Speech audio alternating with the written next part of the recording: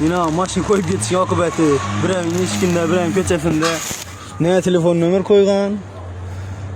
Farasetsiz odamla borak işinchaki. Ushbu holatda kim aybdor? Keling birgalikda ikki tomon ayblarini ko'rib chiqamiz. Damas haydovchining yagona bir aybi boshqa transport vositalarining harakatini cheklab, birovning darvozasining tagiga avtomobilini qo'yib ketgani bo'ladi. Ammo bu yerda yana bir asosiy qonunbuzar haydovchi bor. Bu Lada Niva egasi. Ushbu haydovchi qanaqa javobgarlikka tortilishi mumkin? Ma'muriy javobgarlik to'g'risida kodeksning 200-moddasiga asosan o'z boshimchalik qilgani uchun jarimaga tortiladi. Agarda Damas ag'darilib ketganda yoki boshqa jiddiy shikast yetganda, Jinoyat kodeksining 173-moddasi bilan javobgarlikka tortilib, 41 million so'mgacha jarima yoki 1 yildan 3 yilgacha ozodlikdan mahrum qilish bilan jazolangan bo'lar edi.